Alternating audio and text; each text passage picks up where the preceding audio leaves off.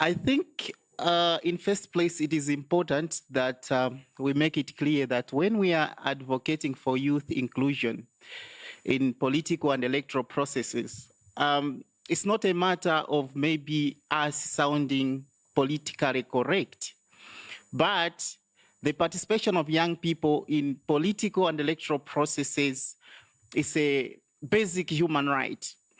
If you look at our Republican Constitution, Chapter 4, Section 40, you find that every citizen of this country, including a young person, they are given the right to participate in political life.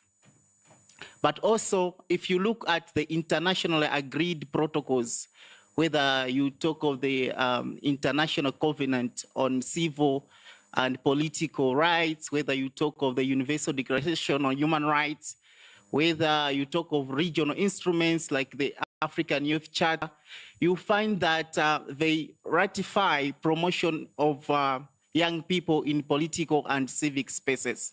So number one, it's important to note that it's a basic human right for a young person to be involved in electoral processes. But also number two, we are looking at safeguarding the future. You can see Mr. Potan here is growing old. He may not be at the commission maybe in the next 10, 15, 20 years. It will be you being at the commission, either as the chief elections officer or even the chair of the EMB itself. Yeah? You'll go to parliament, the Gotanis you see today, they may not be there in the coming years.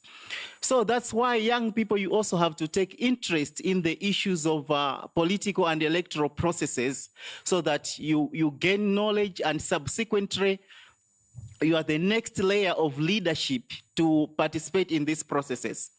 But also, it's also important as a matter of extension to know that participation of young people in electoral processes takes various forms. It's not all about maybe standing in an election or voting, but it also includes even joining CSOs that do voter and civic education. You can also even join wings of political parties and make a contribution on the same. So to answer your question, Bwana Moderator, I think those would be my two key highlights on the question that you have actually raised. Thank you. All right, thank you so much. Thank you so much for those points. I'm not going to take part in the disagreements.